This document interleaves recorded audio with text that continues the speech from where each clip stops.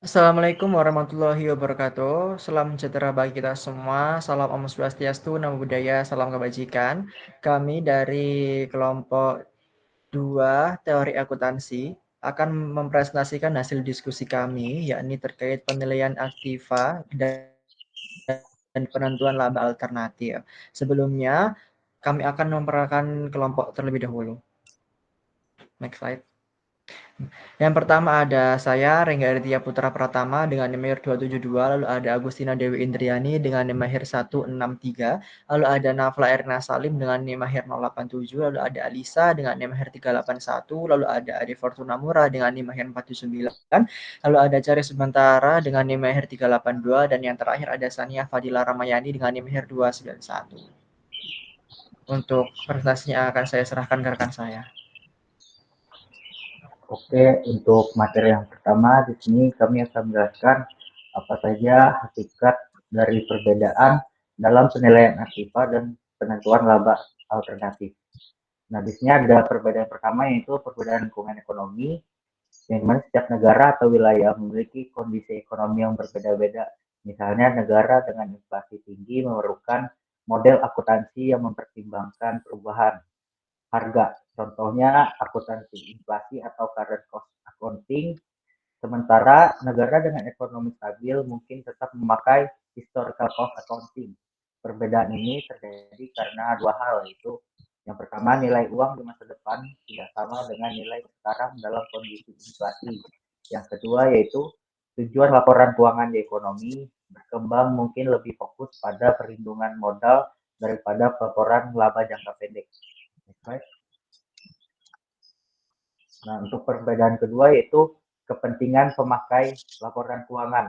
Laporan keuangan digunakan oleh berbagai pihak dengan kepentingan yang tidak sama, yang dimana investor ingin informasi tentang profitabilitas dan pertumbuhan nilai perusahaan, sementara kreditor lebih peduli apakah perusahaan mampu membayar kewajibannya, dan untuk manajemen ingin laporan yang mendukung pengambilan keputusan operasional, lalu pemerintah menyoroti kepatuhan terhadap regulasi dan perpajakan.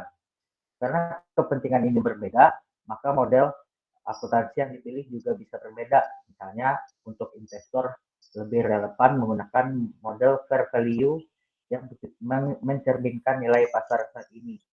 Sementara untuk kreditor lebih konservatif dengan historical cost untuk menjaga keamanan nilai aset. Selanjutnya akan dijelaskan oleh rekan saya.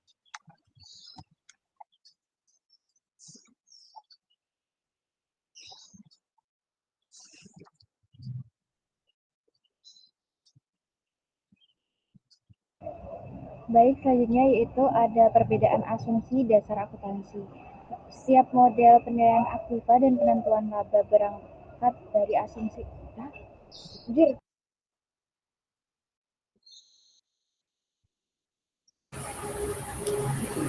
Baik, selanjutnya ada perbedaan asumsi dasar akuntansi.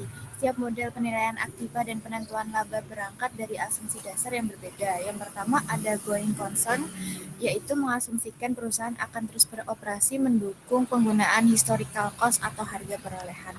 Yang kedua ada current value accounting, yaitu mengasumsikan nilai sekarang lebih relevan dari biaya historis.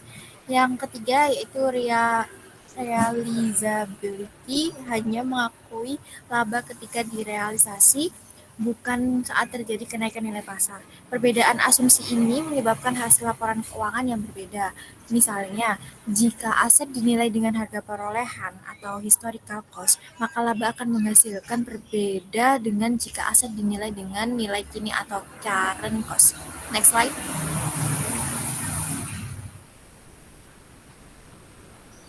Selanjutnya itu ada perbedaan pendekatan teori akuntansi. Dalam pengembangan teori akuntansi ada pendekatan normatif dan pendekatan positif.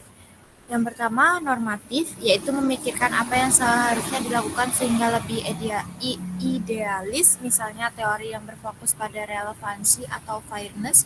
Yang kedua, positif, yaitu mempelajari apa yang sebenarnya terjadi di lapangan sehingga lebih realistis. Selain itu, pendekatan lain seperti etika, induktif, deduktif, dan prediktif juga dapat memengaruhi pemilihan model penilaian aktif. Next slide. Baik, selanjutnya di sini ada dasar perbandingan dan evaluasi model penilaian aktiva dan penentuan laba alternatif.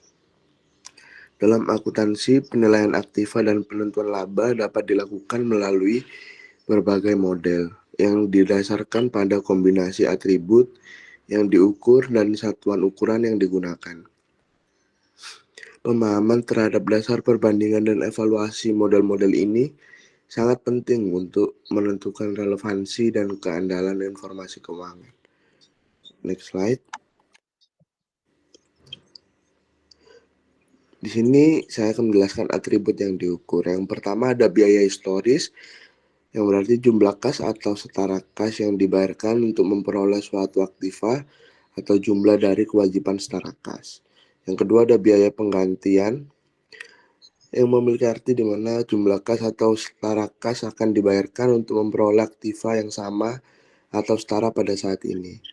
Selanjutnya ada nilai bersih yang dapat direalisasikan adalah jumlah kas atau setara kas yang akan diperoleh melalui penjualan aktiva pada saat ini atau yang akan dibayarkan untuk melunasi kewajiban saat ini. Yang terakhir ada nilai sekarang.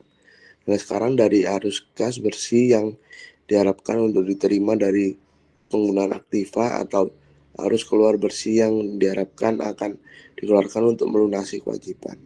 Next slide. Di sini ada satuan ukurnya. Yang pertama ada satuan uang, yang dimana menggunakan nilai mata uang tanpa penyesuaian terhadap perubahan daya beli.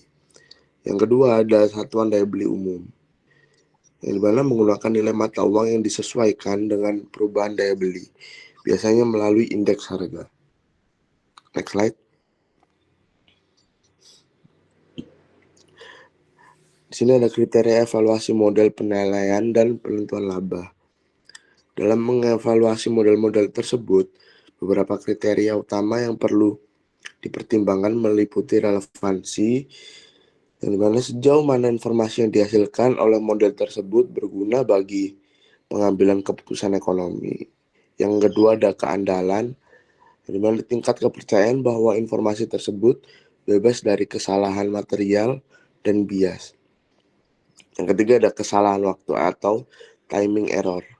Terjadi ketika perubahan nilai aktiva atau kewajiban dicatat pada periode yang tidak sesuai dengan terjadinya perubahan tersebut. Yang terakhir ada kesalahan satuan pengukuran atau measuring unit error. Terjadi ketika laporan keuangan tidak dinyatakan dalam satuan yang mencerminkan daya beli umum, sehingga dapat menyesatkan pengguna laporan keuangan. Selanjutnya akan dijelaskan oleh teman saya.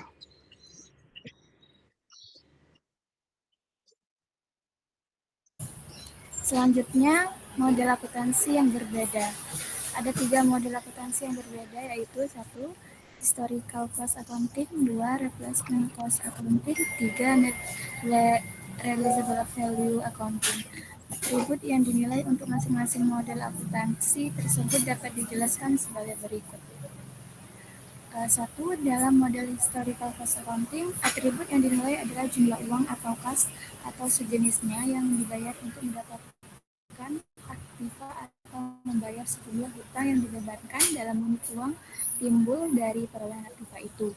2. Dalam model replacement cost accounting, atribut yang dibayar adalah uang kas atau sejenisnya yang akan dibayar untuk memperoleh aktiva yang sama dan sejenis saat sekarang atau jumlah hutang yang akan dibebankan untuk memperoleh aktiva tersebut. 3. Dalam model net realizable, atribut yang dinilai adalah jumlah yang uang kas atau sejenisnya yang akan diperoleh dengan menjual aktiva sekarang atau jumlah uang yang harus dibayar untuk menebus kewajiban itu sekarang. 4. Dalam model present value atau capitalized value, atribut yang dinilai adalah arus kas masuk bersih yang diharapkan akan diterima dari penggunaan aktiva atau arus kas keluar net yang diharapkan akan dibayar untuk membayar kembali hutang. Selanjutnya, atribut itu dapat kita golongkan dalam 3 cara sebagai berikut. 1. Fokus penilaian dapat berupa masa lalu atau historical, masa kini atau replacement cost dan net realizable value, dan masa yang akan datang atau present value. Dua, jenis transaksi historical dan replacement cost merupakan transaksi perolehan atau pembagian hutang. Net realizable value dan present value menyangkut penjualan aset dan pembayaran hutang. Tiga, sifat kejadian awalnya. Historical cost didasarkan pada kejadian yang sebenarnya. Present value berdasarkan kejadian yang diharapkan, dan replacement cost dan net realizable value didasarkan pada kejadian yang sifatnya atau anggap. Ada dua jenis unit ukuran yang dipakai, yaitu sebagai berikut. Pertama, unit moneter atau uang. Dalam model ini menjadi unit pengukuran adalah unit uang. Dua, unit daya beli atau purchasing power. Dalam model ini yang menjadi alat ukur adalah daya beli uangnya, yang tentu berbeda apabila waktunya berbeda. Selanjutnya dijelaskan oleh rekan saya. Selanjutnya, penilaian dan perbandingan terhadap model akuntansi. Dalam menilai dan membandingkan model penilaian akuntansi tersebut, model present value sengaja tidak diikutkan karena beberapa kelemahan sebagai berikut. Yang pertama, sukar menaksir penerimaan kas di masa yang akan datang. Yang kedua, pemilihan tingkat diskonto yang sangat bervariasi. Ketiga, alokasi arbiter dari taksoran arus kas dalam menilai aset. Dan yang terakhir, alokasi arbiter dan taksiran arus kas dari masing-masing aktiva secara individual. Dalam menilai dan membandingkan model-model ini, maka yang menjadi dasar penilaian adalah yang pertama, kesalahan yang timbul akibat masalah waktu atau timing error. Timing error timbul akibat perubahan nilai yang terjadi dalam suatu periode tertentu, tetapi dicatat, diperhitungkan, dan dilaporkan pada periode yang lain. Yang kedua, kesalahan akibat alat ukur atau measuring unit errors. Kesalahan akibat alat ukur ini terjadi apabila laporan keuangan tidak disajikan dengan menggunakan dan mempertimbangkan tenaga beli dari mata uang tersebut. Yang ketiga, kesulitan dalam penafsiran atau interpretability. Laporan keuangan harus dipahami tanpa salah pengertian. Dalam menafsirkan laporan keuangan, kita harus memahami masalah pengertian dan penggunaannya. Dengan perkataan lain, agar model akuntansi dapat dipahami, maka kita harus menggunakan rumus jika, maka, atau if them.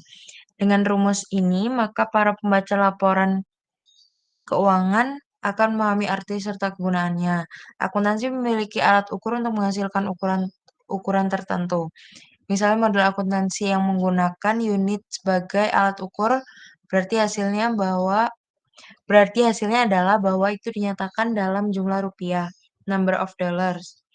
Dan yang terakhir, relevansi informasi akuntansi harus relevan, artinya harus bermanfaat bagi pemakainya, khususnya untuk digunakan dalam proses pengambilan keputusan. Namun karena model akuntansi yang ada masih memiliki makna yang masih kabur seperti masalah NOD dan COG tadi, sulit bagi pembaca menjadikan informasi akuntansi itu relevan tanpa menguasai ilmu akuntansi lebih mendalam. Selanjutnya dijelaskan oleh rekan saya. Baik, selanjutnya kita masuk pada solusi bagi masalah pelaporan dan keuangan perubahan harga. Di sini ada latar belakangnya, yakni perubahan harga atau inflasi, bahkan bisa deflasi, itu berdampak besar pada laporan keuangan. Ada juga banyak laporan keuangan yang masih menggunakan biaya historis. Akibatnya, informasi yang disajikan itu bisa menyesatkan stakeholder. Next slide. Nah, masalah utama ini timbul dikarenakan ada pelaporan yang tidak akurat, entah itu laporan keuangan tidak mencerminkan nilai real, atau bahkan pengambilan keputusan yang salah bagi investor dan manajemen tidak mendapatkan data ekonomi secara fakta atau aktual gitu. Selalu ada kurangnya standar dalam penyesuaian harga. Nah, di sini itu konteksnya itu belum semua perusahaan itu menerapkan metode yang seragam. Next slide. Nah, di sini kita juga masuk pada dampak ketidaktepatan ya. Di sini ada dampaknya. Yang pertama ada misleading, ya ini neraca dan laba luri itu menampilkan nilai yang tidak relevan, sehingga dalam pencerminan laporan keuangan itu masih diragukan itu sisi keadilannya. Terus habis itu ada over atau under valuation atau aset dan kewajiban. Di sini itu nanti itu nilainya itu tidak mencerminkan bahwa nilai itu bisa naik atau bisa turun sesuai dengan harga pasar yang terjadi. Lalu yang terakhir juga ada kesulitan dalam perbandingan antara periode atau antar perusahaan. Next slide.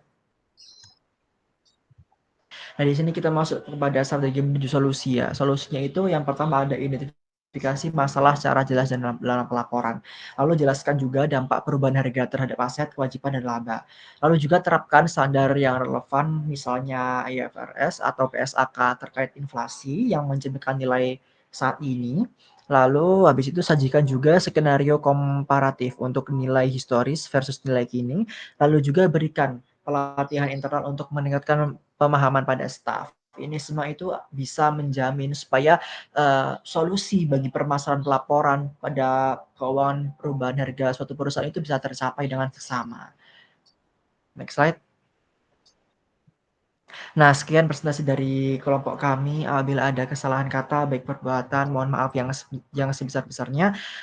Kami akhiri. Terima kasih. Wassalamualaikum warahmatullahi wabarakatuh.